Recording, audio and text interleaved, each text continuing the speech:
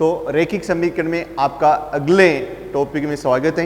मैं सुरेश मेहरा आपको अगले टॉपिक में जो रैखिक समीकरण जैसे हमने पिछले टॉपिक में पढ़ा था उस हमें रैखिक समीकरण बनाई हुई थी, जो समीकरण पहले से बनी बनाई थी, हमें कुछ नहीं करना पड़ता है। लेकिन अब क्या करेंगे कि हमें समीकरण बनानी पड़ेगी और समीकरण बनानी पड़ेगी, उसके बाद में हम उसका हल याद करेंगे। जैसा आपका पहला क्वेश्चन है, कुछ 5 क्वेश्चन आपके आप सामने मैंने लिखे हैं और ये 5 क्वेश्चन करेंगे। पहला प्रश्न है, अगर आपको किसी संख्या से 1/2 घटाने के लिए कहा जाता है और घटाने और परिणाम को 1/2 से गुणा करने पर 1/8 प्राप्त होते हैं, तो सबसे पहले हम मान लेते हैं माना वह संख्या क्या है। ऐसे में माना वह संख्या बराबर x, ठीक है, माना वह संख्या x। अब देखो वह सरिमिक संख्या क्या मानी आपने, x मानी है। और क्या x में से 1/2 घटाने पर, तो यहां लिखेंगे डायरेक्ट प्रश्नानुसार, क्या लिख देंगे, प्रश्नानुसार। अब देखिए ये x है, x में से 1/2 घटा दिया, ये क्या करें संख्या में से 1/2 घटाने पर, तो संख्या में से 1/2 घटा दिया। 1/2 घटाने पर जो परिणाम प्राप्त होता है उसको हम किससे गुणा कर देते हैं, 1/2, तो 1/2 से गुणा कर देते हैं और हमें प्राप्त क्या होता है, 1/8 प्राप्त होता है।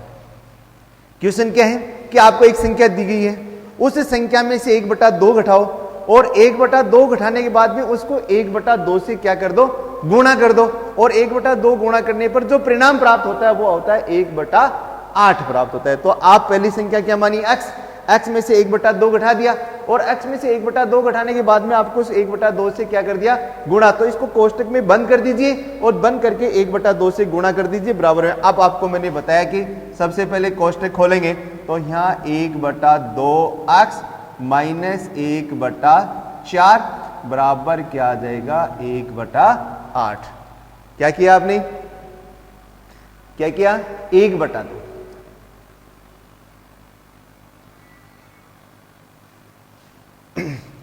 ये 1/2 को x 1/2x, 1/2 को 1/2 से गुणा किया 1/4।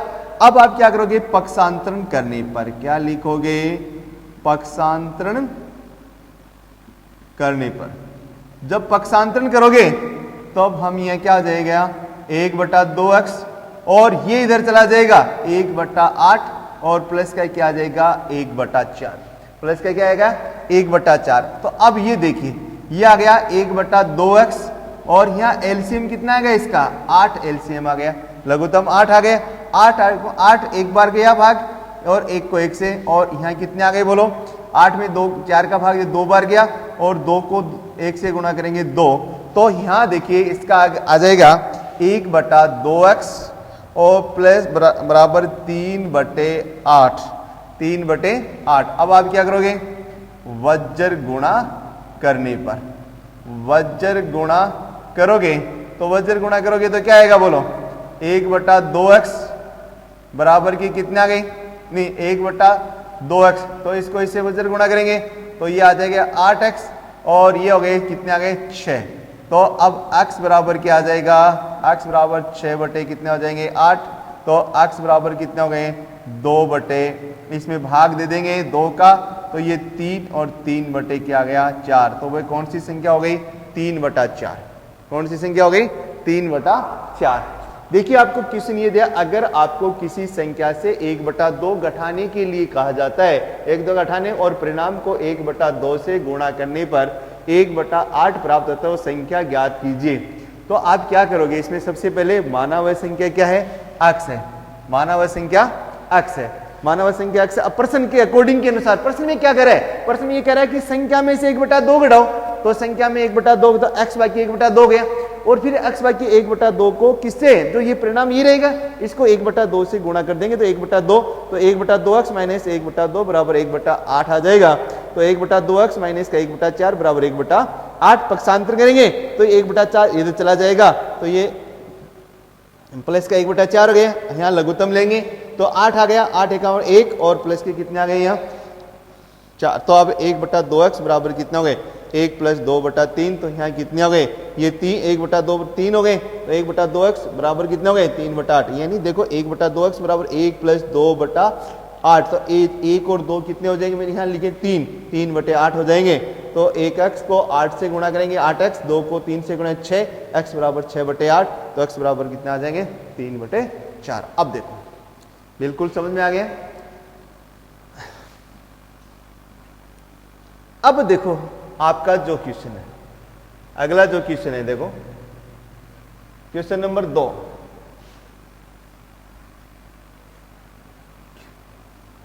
क्वेश्चन नंबर 2, क्वेश्चन नंबर 2, ये देखो क्वेश्चन नंबर 2 क्या कह रहा है। एक आयताकार तरणताल, तरणताल स्विमिंग पूल आयताकार है। कैसा है ये, मान लेते हैं, माना आयताकार तरणताल की चौड़ाई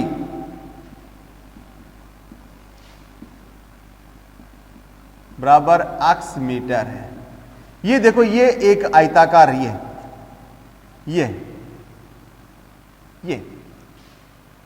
है। अब इसकी ये आपको पता है चौड़ाई मीटर में, और ये इसकी लंबाई ये भी मीटर में। अब ये चौड़ाई का हमें पता नहीं, हमें ये कहा गया है कि एक आयताकार तरणताल है, एक आयताकार तरणताल है, उसकी जो लंबाई है वो चौड़ाई के दुगुने से 2 मीटर अधिक है। तो चौड़ाई को आप क्या मान लेंगे, x मीटर मान लेंगे। क्या मान लेंगे, x मीटर। अब चौड़ाई का है तो लंबाई दुगुने से 2, तो यहां लंबाई क्या आ जाएगा 2x, भाई दुगुना 2x, और प्लस के क्या आ जाएंगे 2, ये आ गए। समझ में आ गया। अब ये देखो ये तरणताल हो गया आपका।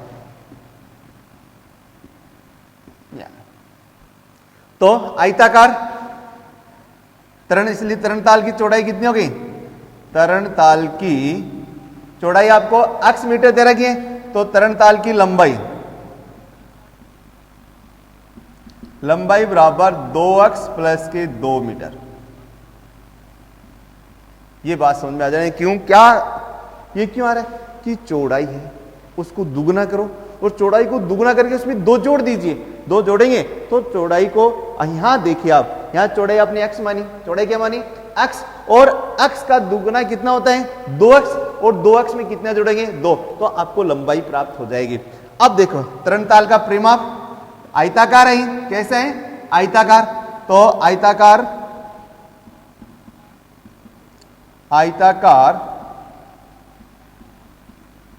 तरणताल का परिमाप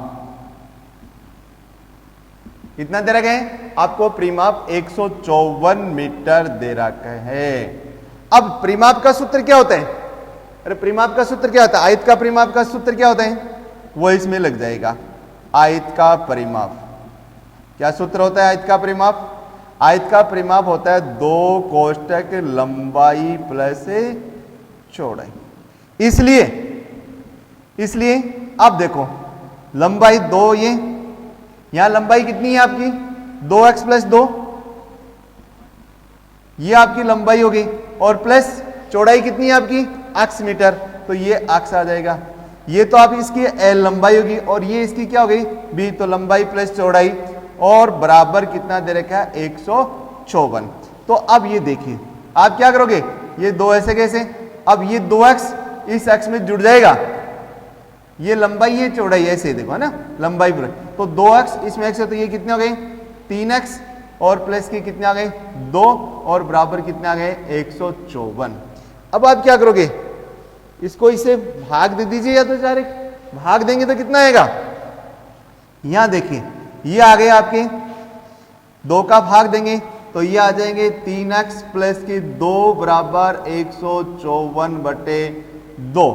तो यहां देखो अब ये आ जाएगा आपका 3x प्लस के 2 बराबर क्या आया 154 में 2 का भाग देंगे तो 7 दूनी 14, 7 दूनी 14, 77 आ गए।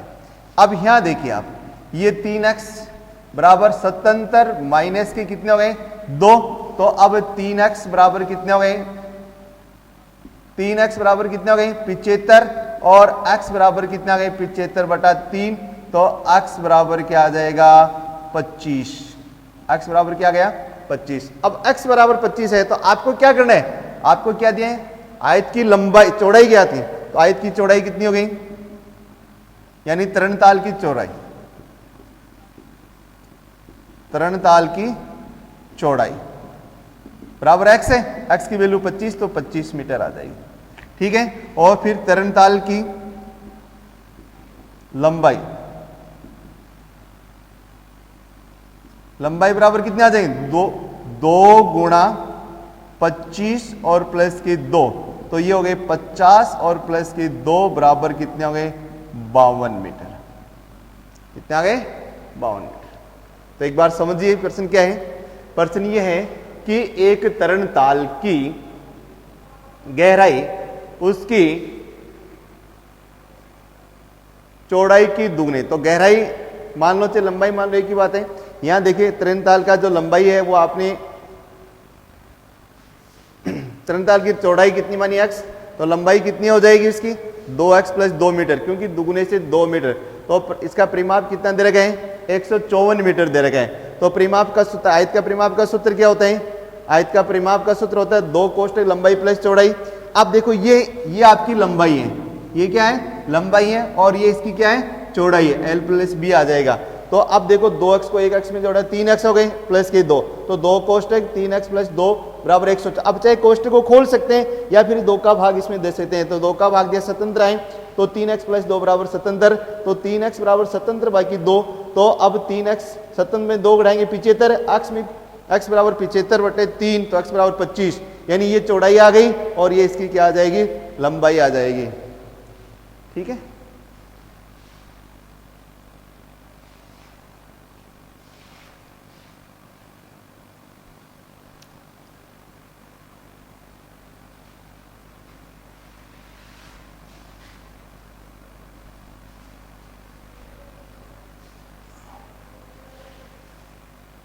अब देखो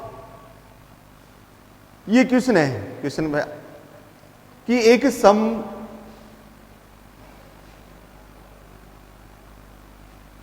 समद्विबाहु त्रिभुज, एक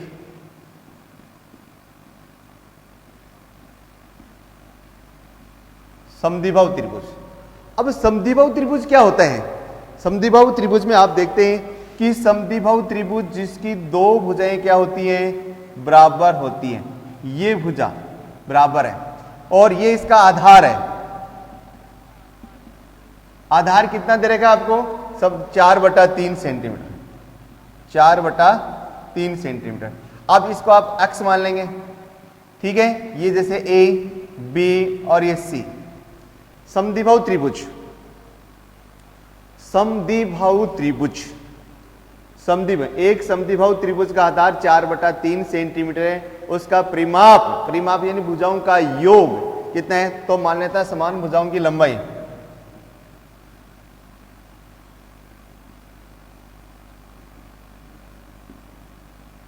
समद्विबाहु त्रिभुज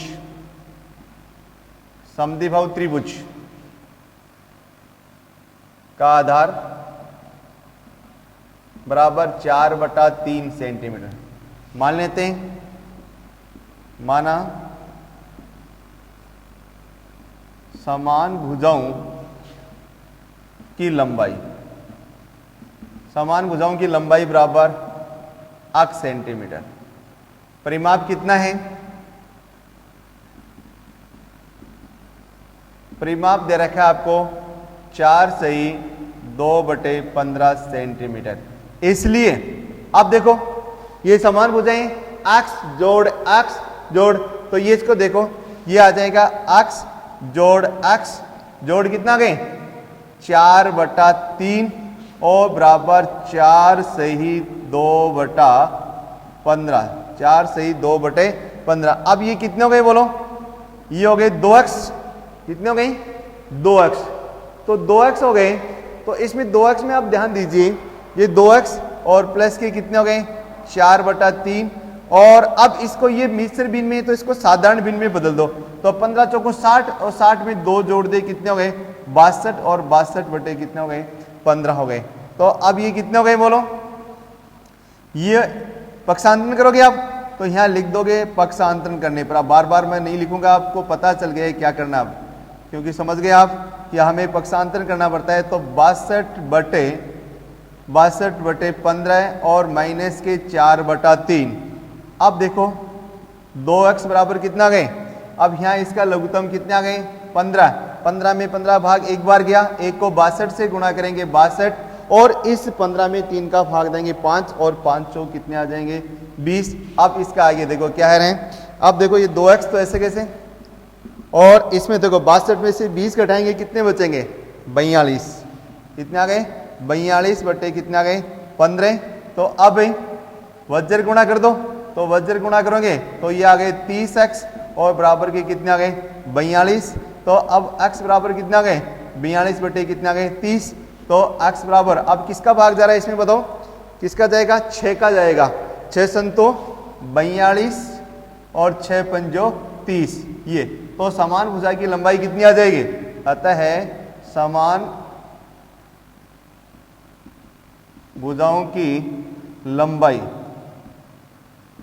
बराबर 7/5 सेंटीमीटर। या तो एक इजी सा सवाल है कि एक समद्विबाहु त्रिभुज का आधार 4/3 सेंटीमीटर है, उसका परिमाप 4 सही 2/15 सेमी, तो उसकी बराबर भुजाओं का माप ज्ञात कीजिए। तो आप ऐसे में क्या करोगे, ऐसे में आप करोगे पहले समद्विबाहु त्रिभुज का आधार आपको दे रखा है, ऐसे कैसे लिख दो, फिर मानना पड़ेगा कि समान भुजाएं बराबर हैं, तो समान भुजाएं x मान लो, समान भुजाओं को x मानोगे, तो x मानोगे तो ये आ गया x और x। अब बताएं आपको कि परिमाप क्या होता है, परिमाप होता है भुजाओं का योग, तो परिमाप भुजाओं का योग है, तो इसलिए क्या आ जाएगा x प्लस 4/3 बराबर 4 सही 2/15, 1x 1 से 2x 4/3 बराबर 62/15। ये 62 कहाँ से आए 15, ये मिश्र भिन्न थी, इसको किस में बदल दिया आपने साधारण भिन्न में बदला, तो साधारण, तो 15 चौकों 60, 60 और 2 62/15। तो पक्षांतरण करने पर 2x बराबर क्या आ जाएगा, 2x बराबर क्या आ जाएगा, क्योंकि ये 62/15 तो ऐसे कैसे,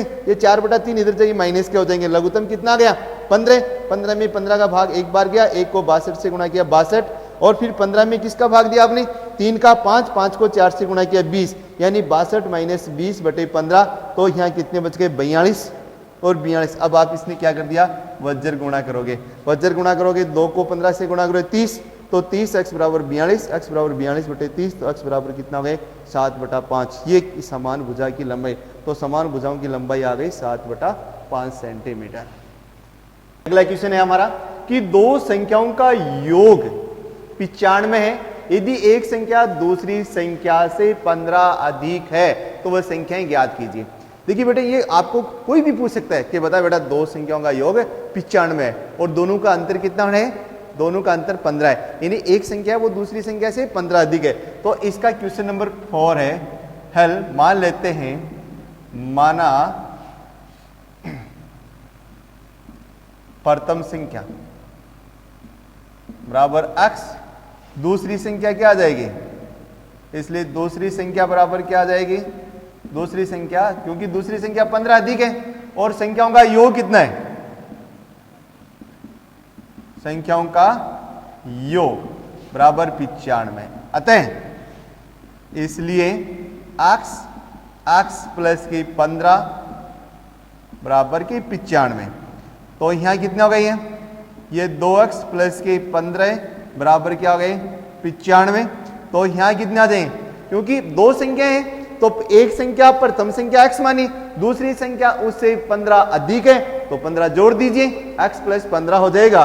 तो संख्याओं का योग बराबर कितना है 95। कौन की बात कर रहे हैं, इन दोनों संख्याओं के x और x प्लस 15 की बात कर रहे हैं, तो दोनों का योग 95, तो x प्लस 15 बराबर 95।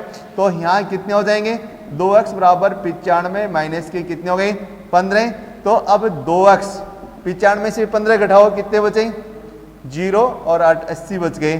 तो अब x बराबर कितने हो गए 80 बटे कितने हो गए 2 और x बराबर कितने हो गए 40। ये अतः प्रथम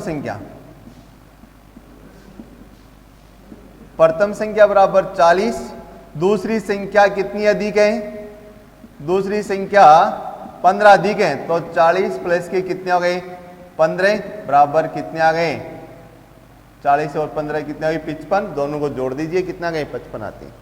योग याद कर लो चाहिए। तो ये आपके अगर समझ में नहीं है देखो 40 और प्लस के 55 तो कितना हो गए 5 9 95 आ गए। ठीक है, दोनों संख्याओं का एक तो प्रश्न क्या था कि दो संख्याओं का योग, दो संख्याओं का योग 95 है। यदि एक संख्या दूसरी संख्या से 15 अधिक है तो दोनों संख्याओं को ज्ञात कीजिए। तो हम मान लेते हैं पहली संख्या क्या हो गई x, दूसरी संख्या हो गई x प्लस 15, संख्याओं का योग कितना दे रखा है 95। तो अब इन दोनों का योग कर दीजिए x प्लस 15 बराबर 95। एक x कितने हो गए 2x, 2x प्लस 15 बराबर 95, तो 2x बराबर 95 बाकी कितने हो गए 15, तो 2x बराबर कितने हो गए 80, क्योंकि 95 माइनस 15 बराबर 80, तो 2x बराबर 80, x बराबर 80 बटा 2, x बराबर 40। पहली संख्या 40, दूसरी संख्या 40 प्लस 15 बराबर 55, दोनों का योग कर दीजिए 95 आ रहा है। तो इसका मतलब आपका क्वेश्चन सही है। अब अगला क्वेश्चन बहुत ही सरल सा क्वेश्चन है कि दो संख्याओं का अनुपात दे रखा है आपको। दो संख्याओं का अनुपात कितना दे रखा है, देखो दो संख्याओं का अनुपात दे रखा है 7:5। तो दो संख्याओं का सम, तो मान लेते हैं क्वेश्चन नंबर 5 में देखो, माना प्रथम संख्या कितनी है 7x और दूसरी संख्या क्या है, दूसरी संख्या है 5x, पर अंतर कितना है, अंतर आपको दे रखा है 18। तो इसलिए ये हो गए 7x माइनस के 5x और बराबर के कितने हो गए 18। तो अब देखिए 7x में से 5x घटाएंगे कितने बचेंगे 2x, और 2x बराबर कितने हो गए 18। तो अब x बराबर 18 बटे कितने आ गए 2, तो x बराबर कितने आ गए 9, x का मान कितना आ जाएगा 9। तो पहली संख्या कितनी हो गई, पहली संख्या 7x है, तो यहां लिखा लोगे आप प्रथम संख्या, प्रथम संख्या बराबर कितना हो गया 7 गुणा 9 बराबर कितने हो गए 63। दूसरी संख्या क्या आ जाएगी आपकी,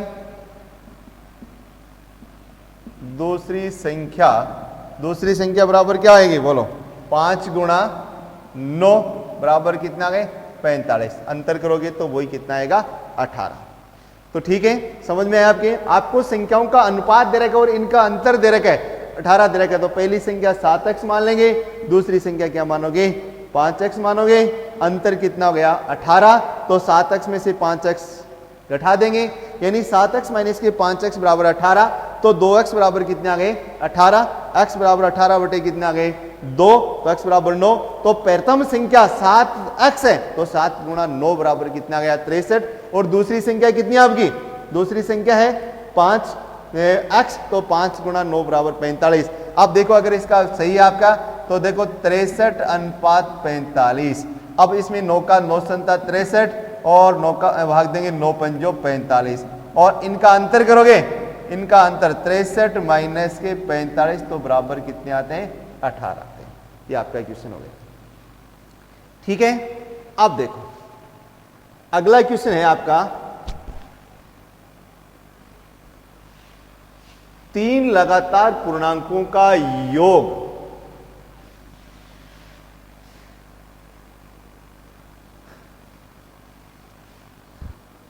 अगला क्वेश्चन है आपका क्वेश्चन नंबर 6, यानी ये कह रहा है कि 3 लगातार पूर्णांकों का योग 51 है। तो पूर्णांक याद करने, अब देखो लगातार पूर्णांक, तो पूर्णांक आपको पता है क्या होते हैं, पूर्णांक ये होते हैं। अब इसमें हमें ये योग प्लस में रहेगा तो सारे प्लस में 0 1 2 3 4 5 ऐसे लगातार। तो जैसे इनका 1 2 3 का लगातार योग कितना हो रहा है, तो लगातार पूर्णांकों का योग दे रखा है। तो मान लेते हैं, माना प्रथम पूर्णांक x है, इसका हल में मान लेते हैं माना प्रथम पूर्णांक बराबर x लगातार। तो जैसे लगातार का मतलब मैंने अभी बताया, एक से अगला आएगा 2, तो इसमें 1 जुड़ रहा है ना, और इससे आ गया 3 में 1, तो अब आ गया कितना 4। तो जैसे 1 प्लस 1 बराबर 2 आ रहा है, तो 2 प्लस 1 बराबर 3 आ रहा है, तो 3 प्लस 1 बराबर कितना आ रहा है 4 आ रहा है। तो लगातार पूर्णांक है, तो दूसरा में क्या जुड़ जाएगा 1 जुड़ जाएगा, दूसरे में क्या जुड़ेगा 1 जुड़ेगा। तो दूसरा पूर्णांक क्या हो जाएगा, दूसरा पूर्णांक x प्लस 1 और तीसरा पूर्णांक क्या आ जाएगा, तीसरा पूर्णांक x प्लस 1 प्लस का 1 बराबर x प्लस का कितना आ जाएगा 2 हो जाएगा। इसमें एक और जुड़ जाएगा यानी x प्लस 2। अब बताए लगातार पूर्णांक का योग कितना दे रखा है 51।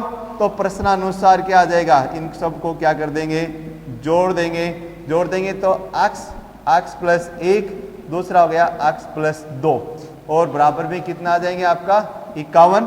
तो अब ये कितना हो गया 1x 2x 3x, तो 3x और प्लस के कितने हो गए 3, 1 और 2 कितने हो गए 3 बराबर के कितने हो गए 51। तो यहाँ देखिए 3x बराबर 51 माइनस के कितने हो गए 3, क्योंकि अब ये 3 इधर चला जाएगा, बार बार बताने की जरूरत नहीं है आपको कि ये पक्षांतर करने पर, क्योंकि 3 इधर चला जाएगा तो अब 51 बाकी 3 हो जाएंगे।